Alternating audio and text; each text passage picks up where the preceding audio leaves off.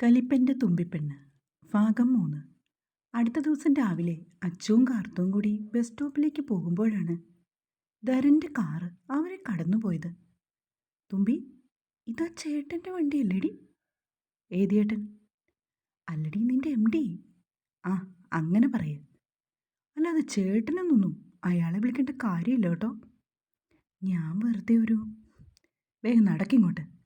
ഇനി ലേറ്റായെങ്ങാനും ചെന്നാൽ പിന്നെ അയാളുടെ വായിലിരിക്കുന്ന കേൾക്കേണ്ടി വരും. നടപ്പിൻ്റെ വേഗം കൂട്ടിക്കൊണ്ട് കാർത്തു പറഞ്ഞു. അപ്പോഴാണ് ബ്രോക്കർ ശിവൻചേട്ടൻ ആ വഴി വന്നത്. ആ മക്കളെ, പോന്നേ ഉള്ളൂല്ലേ? കണ്ടിട്ടെങ്ങനെ തോന്നുന്നു? കാർത്തു മെല്ലെ പിറുപിറുത്തുകൊണ്ട് അയാളെ നോക്കി ചിരിച്ചു. നിങ്ങളുടെ വീട്ടിലേക്ക് വരെ പോവാ ഞാൻ. ഒരു പട്ടാളക്കാരനെ കൊണ്ടുവന്നതിൻ്റെ ക്ഷീണം മാറിയിട്ടില്ല കേട്ടോ ചേട്ടാ, കാത്തു പറഞ്ഞു. അയ്യോ കുഞ്ഞെ, അതല്ല, ഇത് വേറൊരു കാര്യാ. അപ്പോഴേക്കും അയാളുടെ മൊബൈൽ ഫോൺ ശബ്ദിച്ചു. ഹലോ, ആ അങ്ങോട്ട് പോയിക്കൊണ്ടിരിക്കുക, ചെന്നിട്ട് വിളിക്കാം. വിളക്ക് ചിരിച്ചുകൊണ്ട് പറയുന്ന അയാളെ നോക്കി കൈകൊണ്ട് യാത്ര പറഞ്ഞ് കാത്തു അച്ചുവും നടന്നു. ഒരിളം പിങ്ക് നിറമുള്ള സൽവാറാണ് കാർത്തു ഇട്ടിരിക്കുന്നത്. കുളി കഴിഞ്ഞുകൊണ്ട് മുടി ഇരുവശത്തു നിന്നും എടുത്ത് കുളിപ്പിനെ പിന്നെ ഇട്ടിരിക്കുന്നു. ചെറിയ ഒരു കറുത്ത പൊട്ടും കാവിൽ നിന്നും കിട്ടിയ ഗുരുതി പ്രസാദവും അതിൻ്റെ മുകളിലായി തൊട്ടിട്ടുണ്ട്. ഓഫീസിലെത്തിയതും പവിയും ഗൗരിയുമൊക്കെ സ്ട്രിക്റ്റായിട്ട് അവരവരുടെ സിസ്റ്റത്തിൽ നോക്കി വർക്ക് ചെയ്യുകയാണ്. ഓ, ഇവന്മാരൊക്കെ ഇത്ര ഡീസൻ്റായോ? അത്ഭുതം പൂണ്ടുകൊണ്ട് കാർത്തു അവരുടെ അടുത്തേക്ക് വന്നു. അപ്പോഴാണ് ഒരു പെൺകുട്ടി അവിടേക്ക് കടന്നു വന്നത്. മുട്ടിന് മുകളിൽ നിൽക്കുന്ന വെസ്റ്റേൺ മോഡലിലുള്ള ഒരു ബ്ലാക്ക് കളർ വേഷമാണ് ധരിച്ചിരിക്കുന്നത്. സ്മൂത്തനിങ് ചെയ്ത മുടി മുഴുവനായും പോണിറ്റെയിൽ കെട്ടിവെച്ചിരിക്കുന്നു. അവളുടെ ബാക്ക് നെക്ക് നന്നായി ഇറങ്ങിക്കിടക്കുന്നു. കടും ചുവപ്പ് നിറമുള്ള ലിപ്സ്റ്റിക്ക് അവളുടെ ഭംഗി എടുത്തു കാണിക്കുകയാണ്. നീളൻ വിരലുകളിൽ അതേ ചുവപ്പ് നിറമുള്ള നെയിൽ പോളിഷ് ഇട്ടിട്ടുണ്ട്. അത്രയൊക്കെ നോക്കി നിന്നപ്പോൾ അവൾ അവരുടെ അടുത്തേക്ക് വന്നു കഴിഞ്ഞു. അവൾ അടുത്തേക്ക് വന്നപ്പോൾ ഏതോ കോസ്റ്റ്ലി ആയിട്ടുള്ള പെർഫ്യൂമിൻ്റെ സുഗന്ധം അവിടെ ആകെ നിറഞ്ഞു. Excuse me. അവൾ ഗിരിയുടെ അടുത്തേക്ക് വന്നതും ധരൻ സാർ വെളിയിൽ നിന്ന് വന്നതും ഒരുമിച്ചായിരുന്നു. ഓ, ധരൻ! ഓടിച്ചെന്ന് അവൾ സാറിനെ വട്ടം പുണർന്നത് നോക്കി വായ പൊളിച്ചു നിൽക്കുകയാണ് ഗിരിയും പവിയുമൊക്കെ. നിന്നെ എത്ര വട്ടം വിളിച്ചു, എന്താടോ ഫോൺ അറ്റൻഡ് ചെയ്യാത്തത്? അവൻ്റെ തോളിൽ കൂടി ഇരു കൈകളും ഇട്ടുകൊണ്ട് അവൾ അവനോട് ചോദിച്ചു. കുറച്ച് ബിസിയായിരുന്നു, താൻ വാ, ഇവരെയൊക്കെ പരിചയപ്പെടാം. അവനോട് ചേർന്ന് തന്നെ അവൾ സ്റ്റാഫിൻ്റെ അരികിലേക്ക് വന്നു. Hi dears, meet my personal secretary Miss Anamika Vasudev. ആള് യൂണിവേഴ്സിറ്റി ഓഫ് മാഞ്ചസ്റ്ററിൽ MBA കംപ്ലീറ്റ് ചെയ്തു. ഇവിടെ ഇപ്പോൾ പ്രാക്ടീസിന് കയറിയതാണ്. അവളെ കണ്ട് കിളിപോയി നിൽക്കുകയാണ് കാർത്തിക ഒഴികെ ബാക്കി എല്ലാവരും അനാമികയോട് വളരെ താല്പര്യത്തോട് സംസാരിച്ചു. കാർത്തു മാത്രം ജസ്റ്റ് ഒന്ന് ചിരിച്ചു കാണിച്ചുകൊണ്ട് അല്പം വെയിറ്റിട്ട് നിന്നു. എല്ലാവരും മെയിൽ ചെക്ക് ചെയ്യണേ. ധരൻ പറഞ്ഞതും സ്റ്റാഫ് എല്ലാവരും ഓക്കെ പറഞ്ഞു. Sharp 10 AM working time. Karthu തൻ്റെ ക്യാബിനിലേക്ക് കയറിപ്പോയി. കുറച്ചേറെ ജോലികൾ ധരൻ അവൾക്കായി മെയിൽ ചെയ്തിട്ടുണ്ട്. പല്ല് കടിച്ചു പിടിച്ച് അവൾ തൻ്റെ പ്ലേസിൽ പോയിരുന്നു. അവൻ്റെ അമ്മൂമ്മയുടെ മെയിൽ കാർത്തു ഓരോന്നായി എടുത്തു നോക്കി. 2-3 അവൾക്ക് മനസ്സിലായില്ല. ബാക്കി എല്ലാത്തിനും അവൾ റിപ്ലൈ കൊടുത്തു. ഈ 3 എന്നാ ചെയ്യും? അവൾ ചിന്താവിഷ്ടയായിരിക്കുകയാണ്. ഗിരിയെ വിളിച്ചു നോക്കാം. ഫോണെടുത്ത് അവനെ വിളിച്ചു. കാർത്തിക, താ സാറിനോട് ചോദിക്കുക. ഇനി മിസ്റ്റേക്ക് എന്തെങ്കിലും വന്നാൽ പിന്നെ സാറിൻ്റെ ക്യാരക്ടർ നമുക്കത്ര പിടുത്തമായിട്ടില്ല. അവൻ ഫോൺ കട്ട് ചെയ്തു. കാർത്തു വിഷണ്ണയായിരുന്നു. ഒടുവിൽ അവൻ്റെ അടുത്തേക്ക് പോകാൻ തന്നെ അവൾ തീരുമാനിച്ചു. അവൻ എന്തു പറയുമെന്ന് ആലോചിച്ചുകൊണ്ട് റൂമിൻ്റെ ഡോറിൽ പോലും ഒന്ന് തട്ടി അനുവാദം മേടിക്കാതെ കാർത്തു അകത്തേക്ക് കയറി ചെന്നു. അനാമികയുമായിട്ട് അവൻ ലാപ്പിൽ എന്തോ ഡിസ്കഷനായിരുന്നു. അവളാണെങ്കിൽ കാലുമേ കാലും കയറ്റിവെച്ച് അവൻ്റെ അടുത്തിരിക്കുന്നു. പെട്ടെന്ന് കാർത്തു അവിടെ നിന്നു. ധരൻ ചാടി എഴുന്നേറ്റു. മാനേഴ്സ് ഇല്ലാത്ത സാധനം! കയറി വരും മുന്നേ നിനക്ക് ഡോറിൽ നോക്ക് ചെയ്യാൻ അറിയില്ലടി. തൻ്റെ അടുത്തേക്ക് പാഞ്ഞു വന്നുകൊണ്ട് ചോദിക്കുന്നവനെ കണ്ടതും അവൾക്കല്പം പേടി തോന്നി. സോറി സാർ, ഞാൻ പെട്ടെന്ന്. നീ പെട്ടെന്ന് പൊട്ടിമുളിച്ചതാണോ?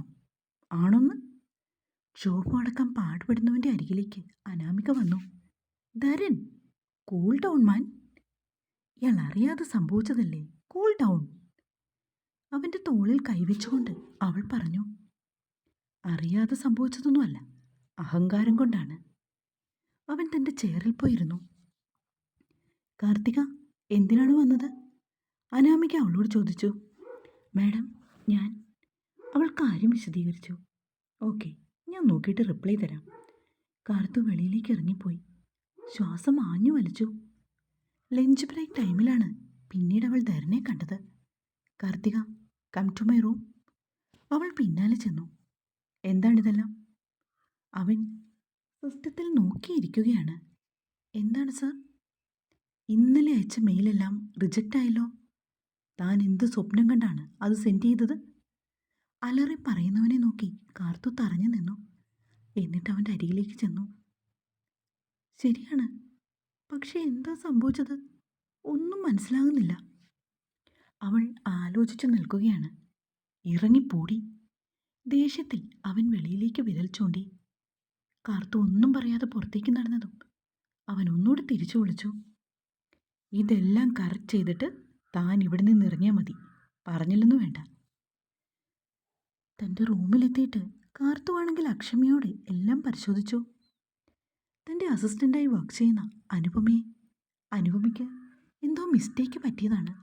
അവൾ വീണ്ടും കറക്റ്റ് ചെയ്തുകൊണ്ട് അവന് ഫോർവേഡ് ചെയ്തു.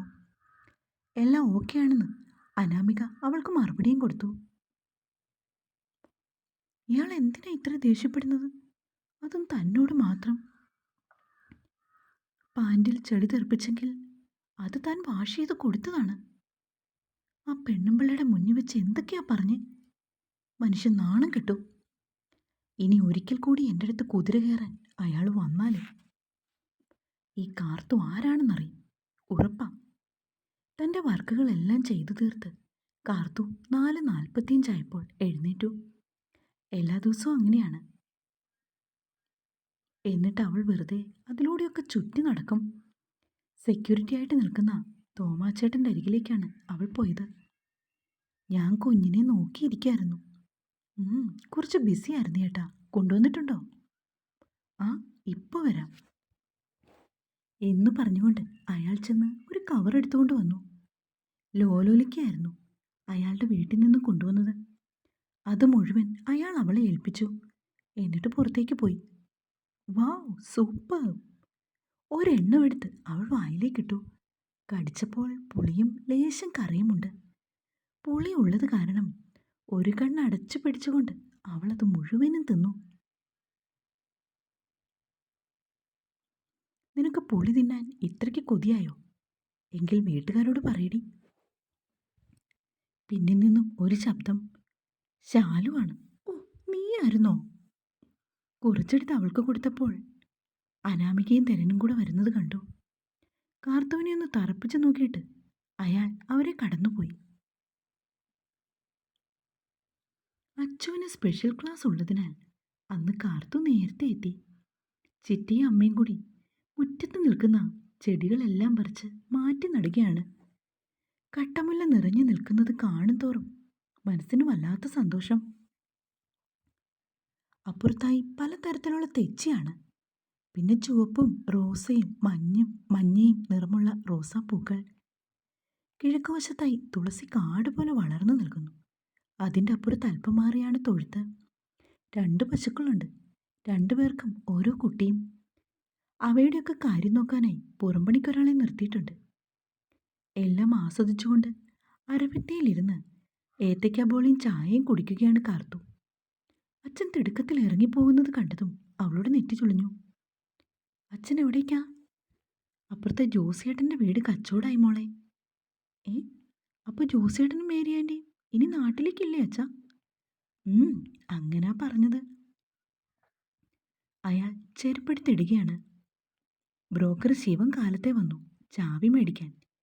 വീടെല്ലാം കണ്ട് ആളുകൾക്ക് ഇഷ്ടായിന്ന്. നടക്കും വഴി അച്ഛൻ പറഞ്ഞതും കേട്ട് കാർത്തു അങ്ങനെ ഇരുന്നു. അടുത്ത വീട്ടിലെ ജോസേട്ടനും ഫാമിലിയും കാനഡയിലാണ്, മകളുടെ കൂടെ. പുള്ളിക്കാരൻ പണിത പുതിയ വീടാണ്. പാലുകാച്ചു പോലും കഴിഞ്ഞില്ല. അടുത്ത അവധിക്ക് നടത്താമെന്ന് പറഞ്ഞ് ഇരിക്കുകയായിരുന്നു അവർ. വീടിൻ്റെ ചാവി അച്ഛനെയാണ് ഏൽപ്പിച്ചത്. എന്തെങ്കിലും ആവശ്യം വന്നാൽ തുറക്കാനൊക്കെ ആയിട്ട്. കാർത്തു, പോയി കുളിച്ചിട്ട് വായോ, നേരം വൈകി. അച്ഛൻ പെങ്ങളാണ്. മാറാനുള്ള ഡ്രസ്സും എടുത്തുകൊണ്ട് കുളത്തിലേക്ക് നടന്നു. കാർത്തു എല്ലാ ദിവസവും കുളത്തിലാണ് നീരാട്ട്. വേറെ ആരും അത്രയ്ക്കങ്ങോട്ട് പോകില്ല. പക്ഷെ ചെറുപ്പം മുതലേ കാർത്തുവിന് കുളത്തിൽ നീന്തി തുടിച്ചാൽ മാത്രം സമാധാനം ആകുള്ളൂ. നല്ല വെയിലായതുകൊണ്ട് വെള്ളം ചെറു ചൂടിലാണ് കിടക്കുന്നത്. അവൾ പതിയെ വെള്ളത്തിലേക്ക് ഇറങ്ങി. ഒന്ന് മുങ്ങി നിവർന്നു. അകലെ 2 കണ്ണുകൾ അവളെ നിരീക്ഷിച്ചുകൊണ്ട് നിൽക്കുന്നത് പാവം കാർത്തു അറിഞ്ഞില്ല. കുളിയും തേവാരവും ഒക്കെ കഴിഞ്ഞ് അവൾ കുളപ്പുരയിലേക്ക് കയറി. വേഗം ഡ്രസ്സ് മാറിയിട്ട് വീട്ടിലേക്ക് ഓടി. വിളക്ക് വെച്ച് കഴിഞ്ഞിരിക്കുന്നു. ഉമ്മറ കോലയിലിരുന്ന് മുത്തശ്ശിയോടും അമ്മയോടും ഒപ്പം നാമം ചൊല്ലി എഴുന്നേറ്റപ്പോൾ അച്ഛൻ പടിപ്പുര കടന്നു വരുന്നുണ്ട്. നാളെ പുതിയ ആൾക്കാരൊക്കെ വരുമെന്ന്. പാലുകാച്ചായിട്ട് വലിയ ഫംഗ്ഷനൊന്നും വെക്കുന്നില്ല. എന്നാലും നമ്മളോട് ചെല്ലാൻ പറഞ്ഞു. ചാരുകസേരയിലിരിക്കുന്ന മുത്തശ്ശനെ നോക്കി അച്ഛൻ പറഞ്ഞു, നമ്മുടെ കൂട്ടരാണോ നാരായണ? മുത്തശ്ശി ആദ്യം ചോദിച്ചത് അതാണ്. അതൊന്നും എനിക്കറിയില്ലമ്മേ. ജാതി അറിഞ്ഞിട്ട് മുത്തശ്ശിക്കെന്താ? ഇവിടെ ആരെങ്കിലും കല്യാണം അങ്ങോട്ട് ആലോചിക്കുന്നുണ്ടോ? അച്ചു പതിയെ കാർത്തൂനോട് പറഞ്ഞു. ആ പയ്യൻ ഇവിടെ ഏതോ കമ്പനി ജോലിയുണ്ടത്രേ. പുതുതായി ഇന്നലെയാ ചാർജ് എടുത്തത്. 2 മക്കളാ. ഇളയാളൊരു പെൺകുട്ടിയാണ്, അത് വന്നിട്ടില്ല. അച്ഛനും അമ്മയും ഈ മകനും മാത്രമേ ഉള്ളിപ്പോ. അച്ഛനത് പറയുമ്പോൾ കാർത്തു അമ്മയോടൊപ്പം അടുക്കളയിലായിരുന്നു. തുടരും.